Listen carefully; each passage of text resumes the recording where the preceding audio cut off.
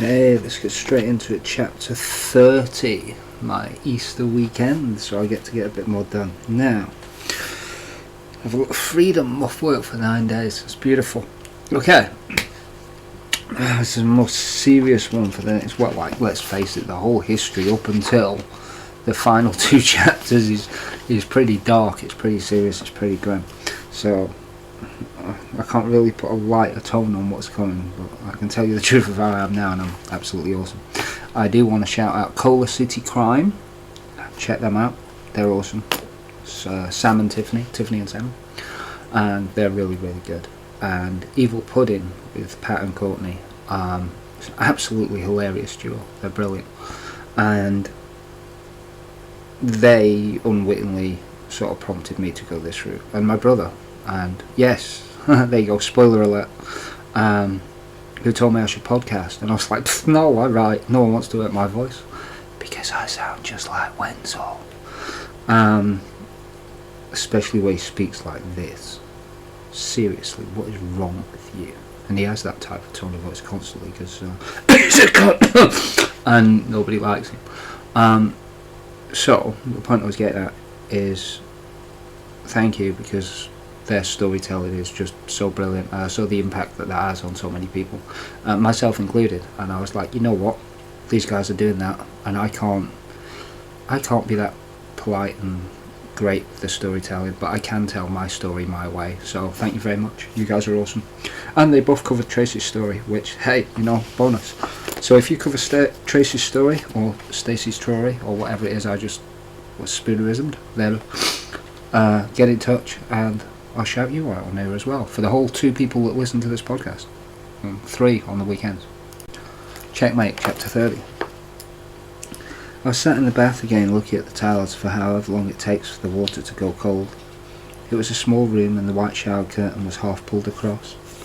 I refilled it and got out when the boiled water had run cold. I felt no better. Go to bed, I said. I fell asleep right there on top of the double bed.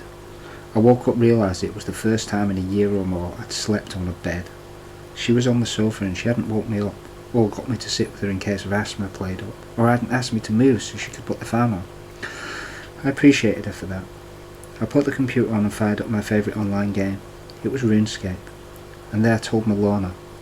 I got the coroner's report. We chatted for hours, and over the next few weeks I learnt a lot about her. She was originally from Texas. She had 3 sons plus a controlling ex. She's also more direct than I am, and twice as sarcastic. We got on like a house on fire. Martin, MJ's brother, popped in. He weighed about 10 stone less than AJ, but was still the same small round shape that she was, and that her mother was. He just had stubble and a shorter haircut, which was black instead of red. He smiled more and seemed genuine enough, to be honest. He was with a much older woman, and he had a couple of kids. I made the assumption he was compensating for not having a mother figure at home, but hey, I could talk, right? He also played RuneScape, and he got on okay with me. We didn't talk much, but we were friendly enough. Today he'd brought us a new monitor. I unplugged our old one and set up the new one, which worked perfectly. I then got the chair out I'd used to stand on before jumping up into the loft. We had a strip light up there, but I needed to run the extension lead up to get to the light, so I jumped up and plugged it all in. I climbed back down and picked up the big old square monitor. As I stood on the back of the chair, I balanced the monitor forwards over the lip of the loft entrance. I slipped and somehow managed to catch the cable from the light fixture around my neck. It was a complete accident, but I was now swinging by my throat with a heavy monitor on top of me. I dropped the monitor and clutched my throat. I panicked and kicked the door because I couldn't breathe, to no avail. I knew I had to remain calm, and I could feel my world going blank. So this is it, I thought, as the curtains started to close.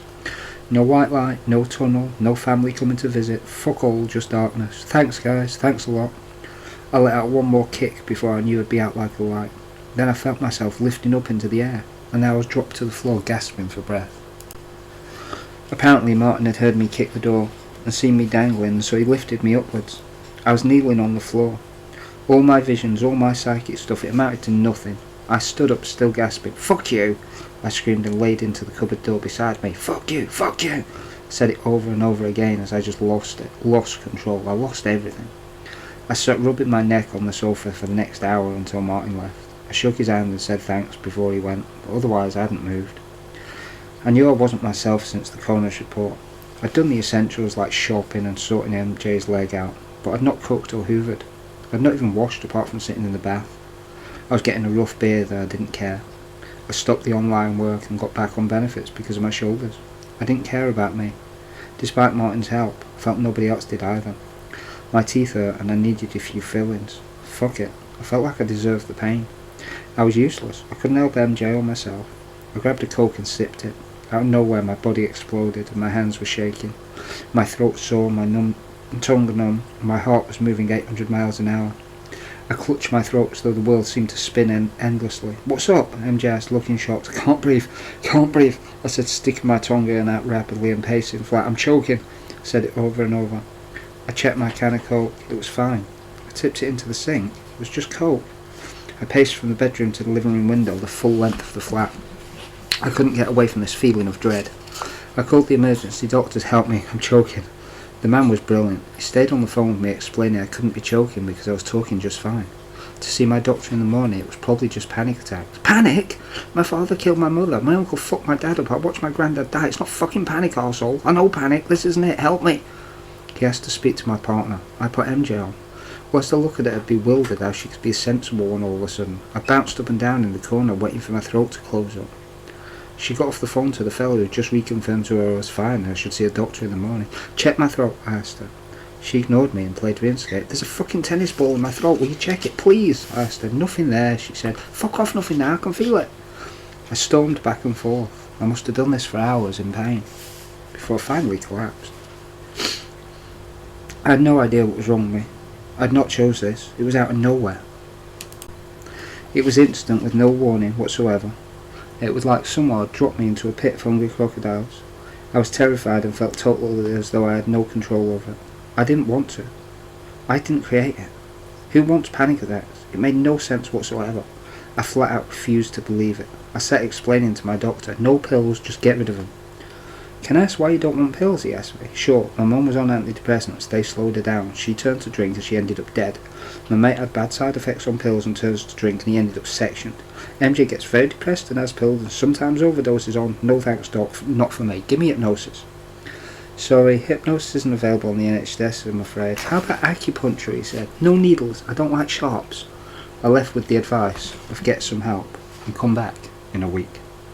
Get some sleep and come back in a week. I was due at the dentist for this tooth. Her name was Helga. I'd seen her before, she was usually pretty good.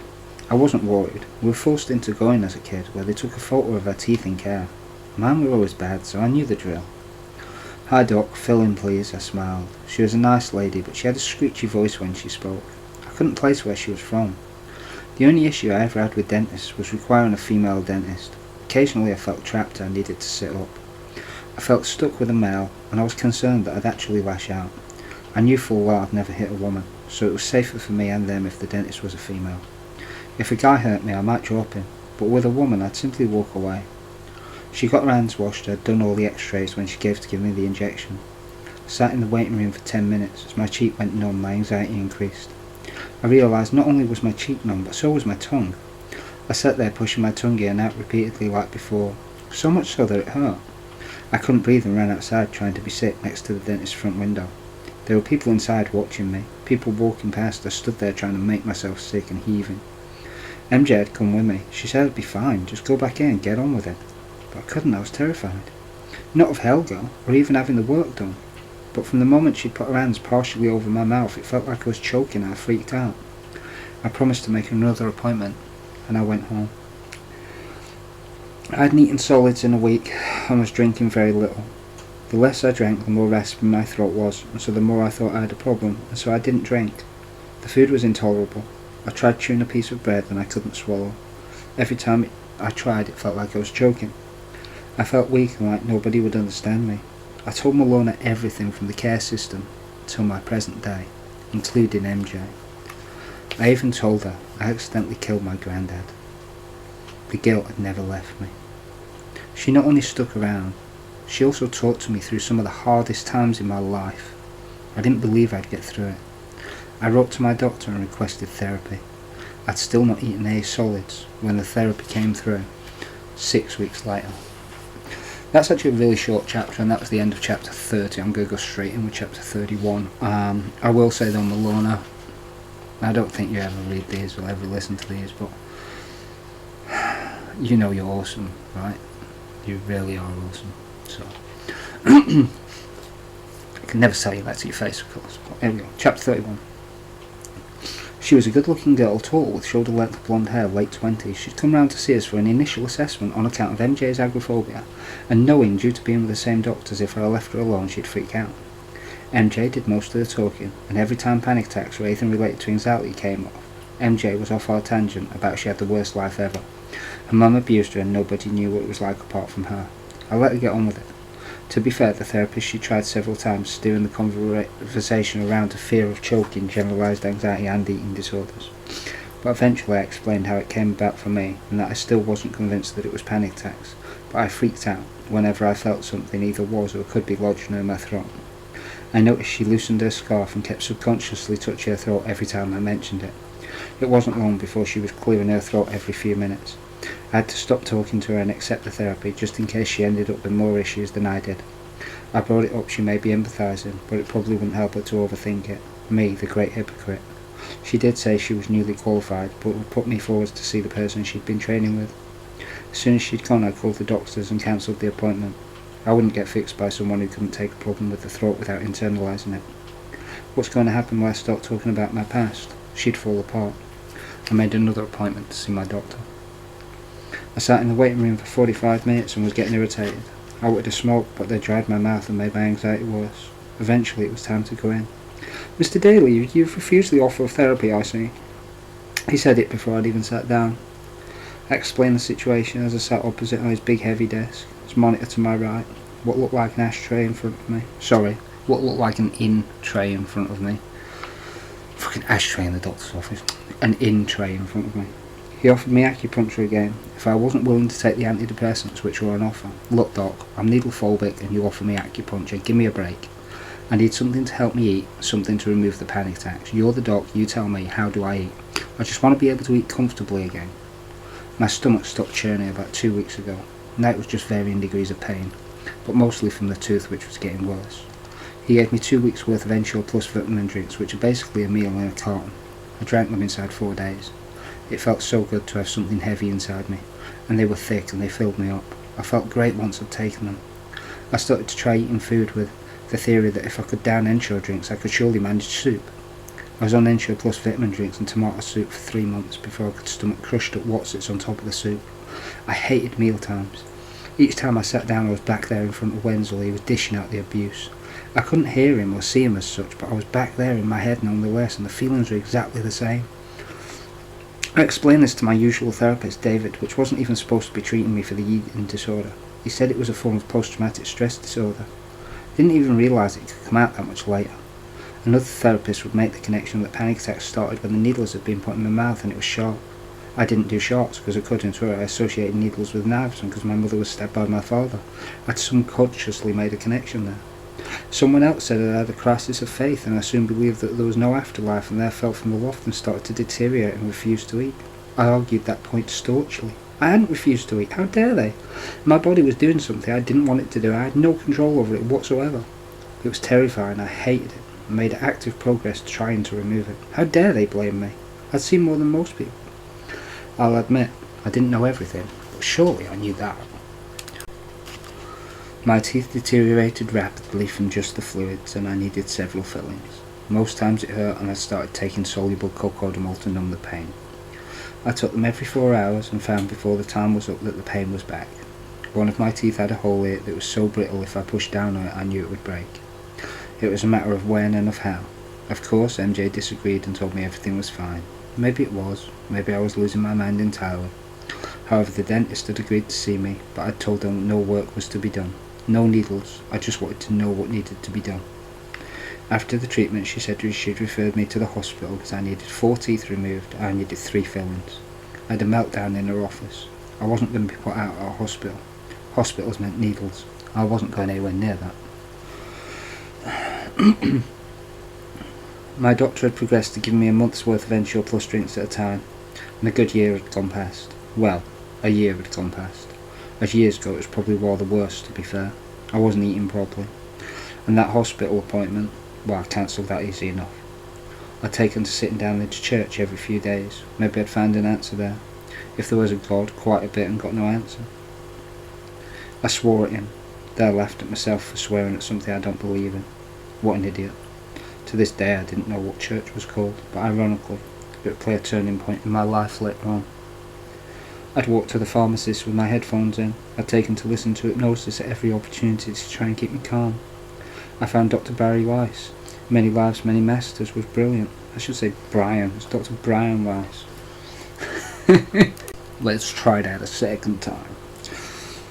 I found Dr. Brian Weiss. Many Lives, Many Masters was a brilliant CD and helped me sleep a lot, especially on nights where I'd woke up panicking several times.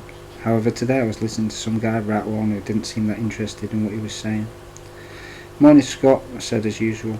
It was known as Scott's Pharmacy, but I knew full well the guy wasn't called Scott. He was a nice fellow though, and it was our routine.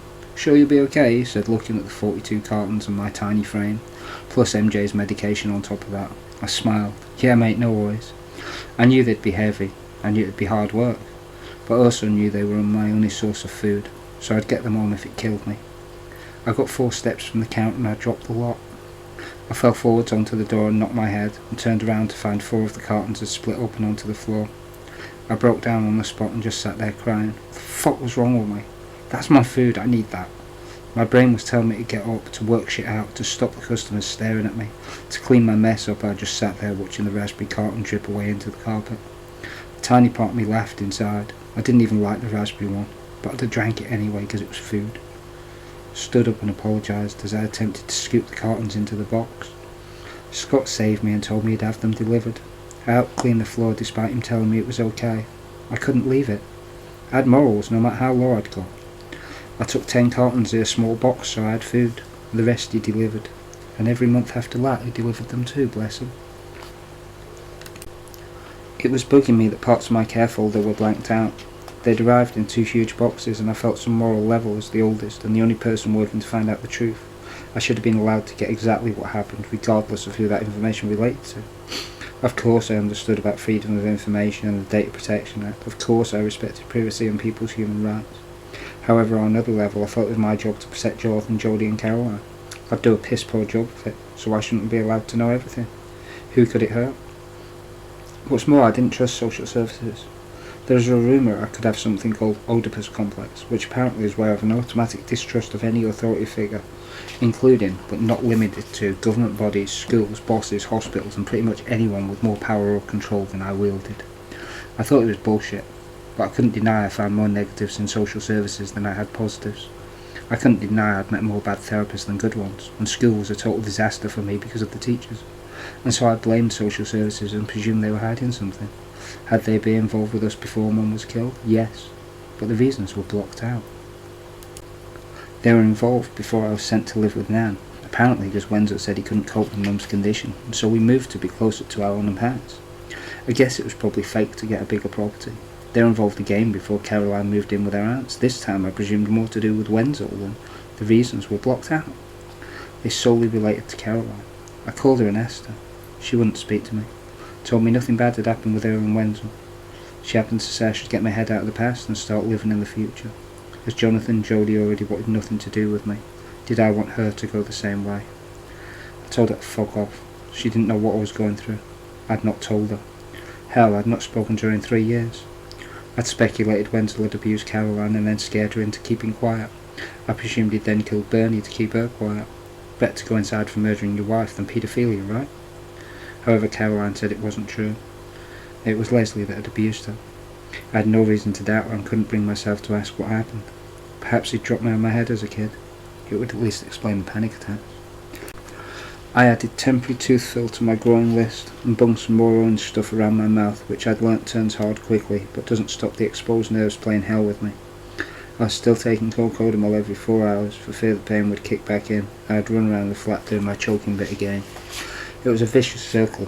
What I didn't realise is I'd gone from having panic attacks to panicking about having panic attacks. As Susan Jeffers would say, I was fearing my fear.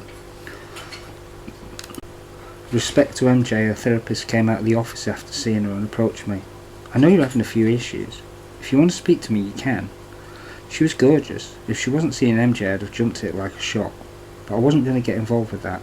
I thought it was bad form for her to mention it, really, while she was seeing her.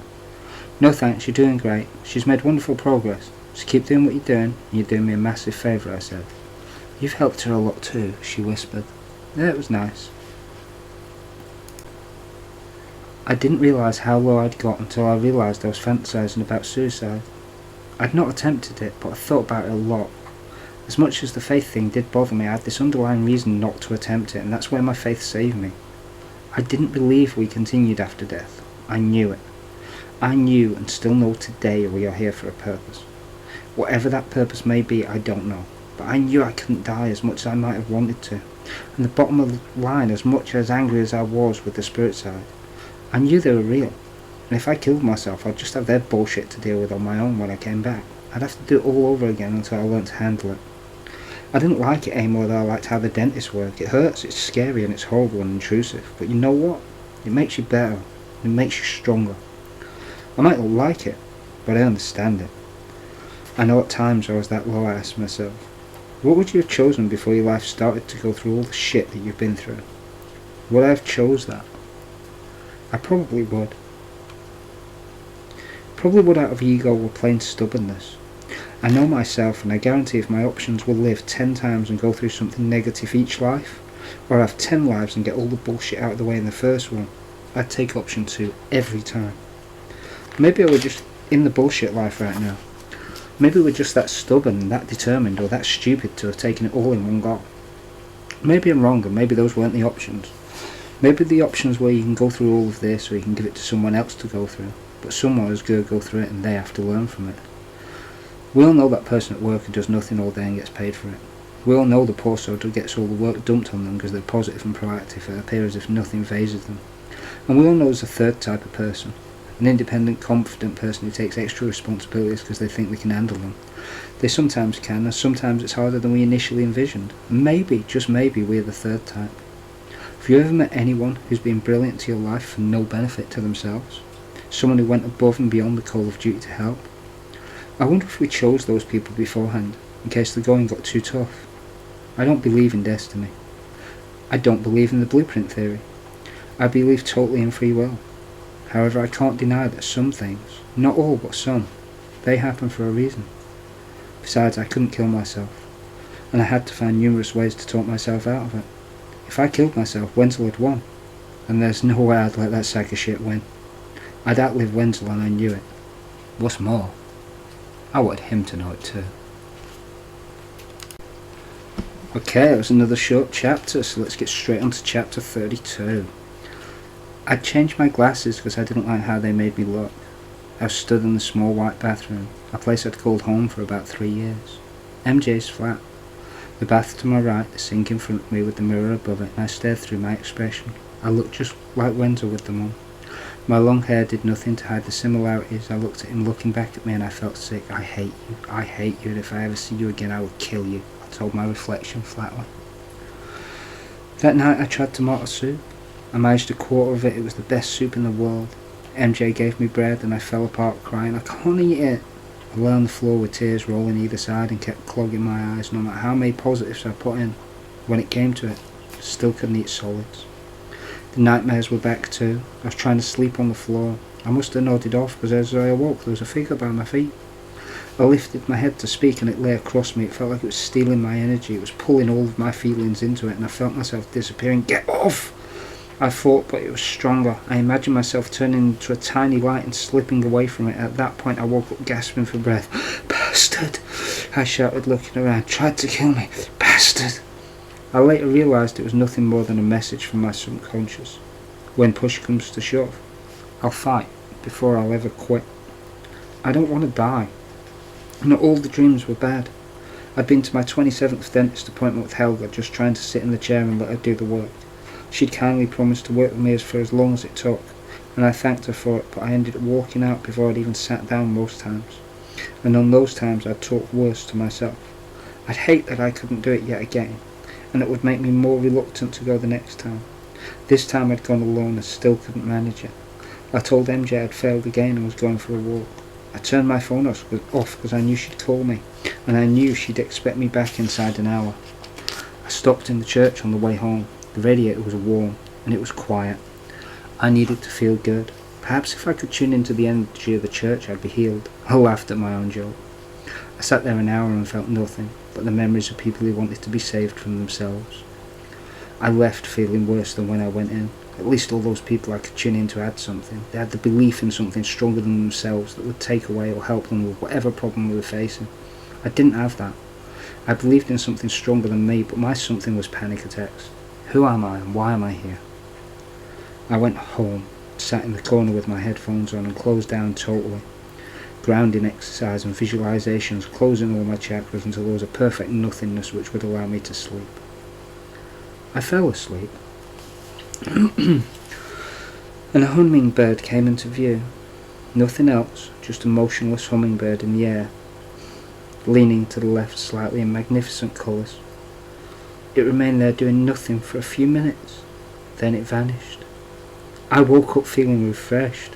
I'm going out, I told MJ. Where? She asked me. Dunno, I told her. I didn't know. I just knew I felt amazing. The vision, whatever it was, had sorted me right out. It was important, but I didn't know why or how. Just that amazingly not caring about anything anymore. I'd woke up feeling great. I was in pain, I just didn't care that I was in pain. I was hungry, I just didn't care that I was hungry. I couldn't eat still, I just didn't care that I couldn't eat. The day was sunny and I bounced down the street towards the town centre. I felt good enough to smile for the first time in ages. I have nothing, I told myself, smiling. How the hell did I make that a good thing? I asked myself again, laughing. You got nothing to lose. I felt Alan safe from my right. About time you showed up, I sent back. Been busy, lad. How you holding up? He said. Yeah, me too, I replied. I knew in that short exchange that they'd been trying, but due to my mentality and physical state they couldn't get through. We simply weren't on the same wavelength. He was right though. I did have nothing to lose. I walked into the Citizens Advice office, then the doctors, then the social services. I wanted therapy, and I was going to get it. Doc, your last therapist was hopeless, I want a real one, I told him. They couldn't provide a different therapist due to yada yada yada yada. Send me to one then. Doesn't have to be here, does it? I asked. He refused, but social services put me on a waiting list, and that was a result. I left the doctors and went to the library, still on a high from Alan turning up. So the doctors and social services and Citizens Advice were making me fight for it. What was new? I'd been fighting for years. I smiled at myself and bounced up the library steps, turned left to head towards the main library and stopped dead in my tracks. On a stand at the top was a white book, underneath the sign that said poetry.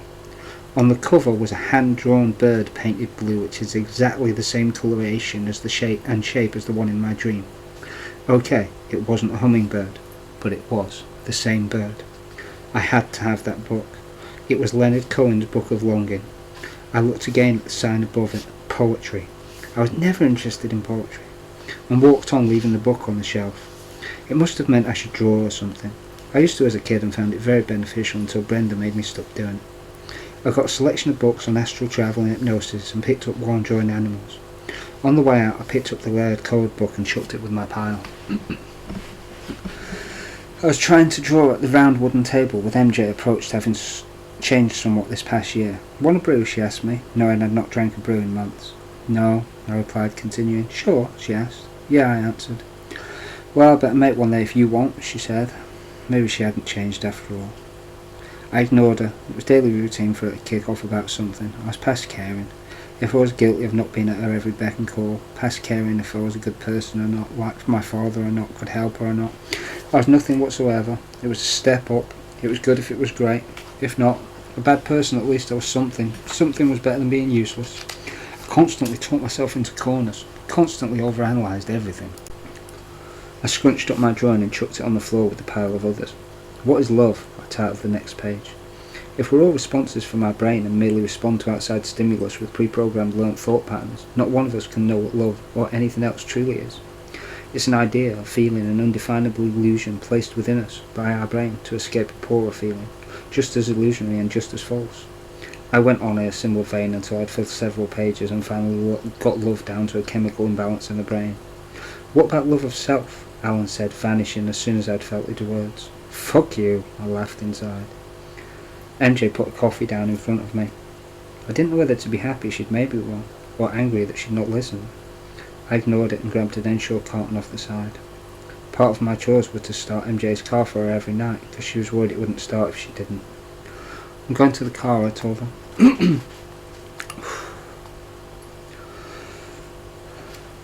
I was sat in the car with it running, as the punch bag lay sideways on our storage unit in front of me.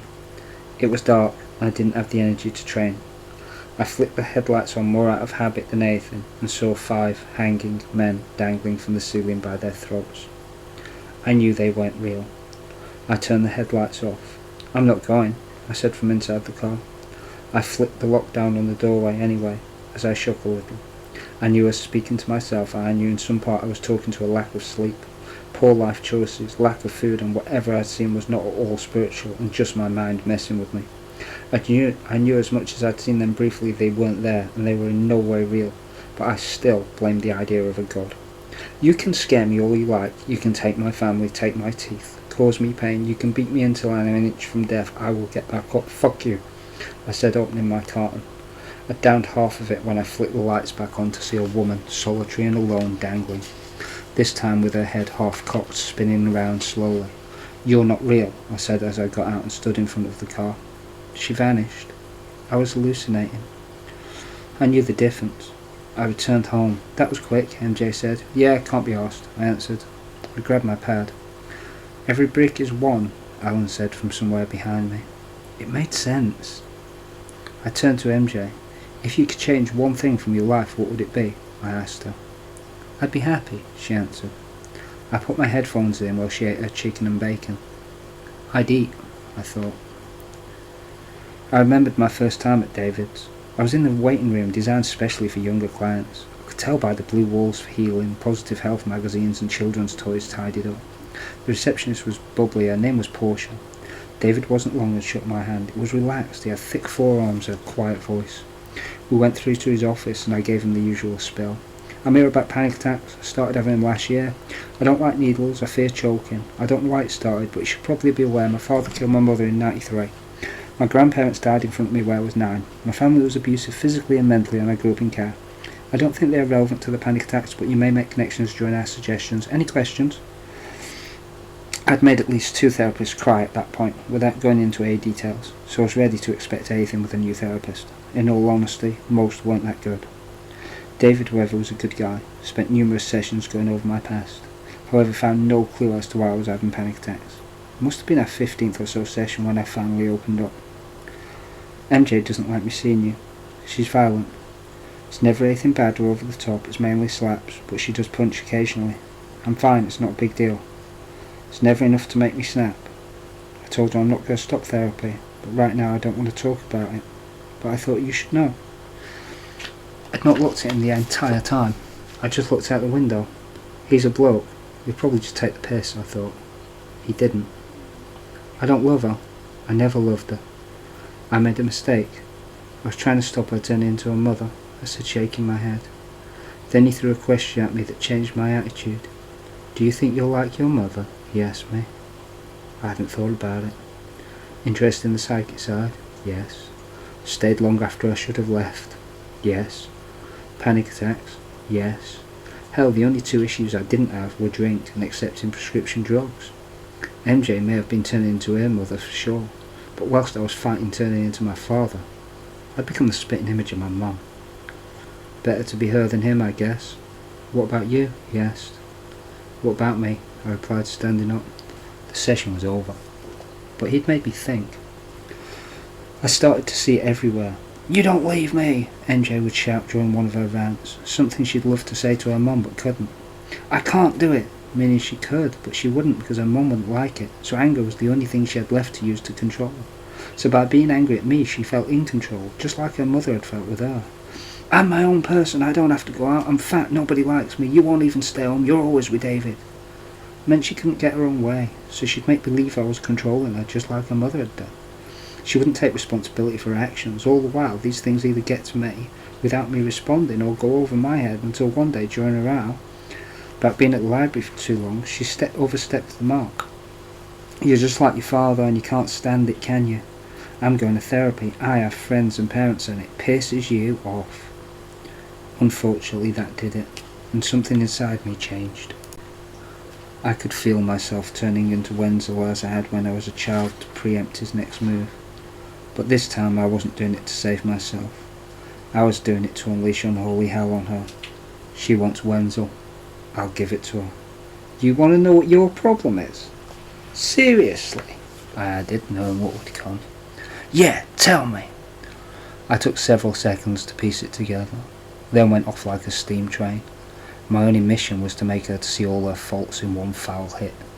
She'd either change her ways or fall apart, and either way I didn't care. Your mother beat you, your father in front of you, your mother beat your father in front of you. You hated it, loved your dad, swearing never to become your mother, but you were a kid. Not responsible. You wanted her love and a normal family. Instead, she used you like she used your dad. When you stepped out of line, she beat you too.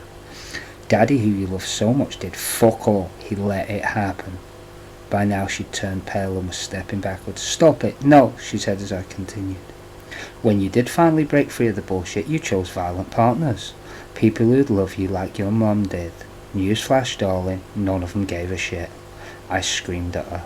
She covered her ears. Your brother ran off with an older woman to feel some semblance of motherly love. You became the emotional equivalent of your dad. Not only do you act, smell, and move like her, you're the fucking spitting image. Now I've taken your shit for 2 years, plus 2 fucking years, and now I'm ill because of it. She backed herself into the bathroom and sat on the toilet sobbing, covering either her eyes or ears, and depending how much I was screaming at her. You're wrong, she loves me, you're wrong. I said, really? Where was loving mummy when you were unconscious because she'd hit you too hard? Where was daddy? Why didn't he stop her? He loves you, right? Because he's a fucking coward, MJ. That's where he'd rather see his kid get knocked around by his wife than tell her to stop. Your mum's an arsehole and your dad's a coward and an arsehole. MJ looked defeated. A look I'd never seen her have. I may have no family, darling, but it's a step up compared to what you've got. I'm not jealous, I'm fucking privileged. It's obvious my dad's a twat, but you can't see through yours, can you? You can't see it because you became what you believe you're supposed to become. You can't see that you're actually worth something. You can't say I love myself, can you? Don't try tearing my life up, princess. I grew up with a fucking professional. He did it every day of my life. Your bullshit act is nothing new. I walked back to the computer and told Malona everything. It was several seconds before I got a message back. The message was good. It needed to be said. I'm Tracie Daly. Take care of yourselves and each other.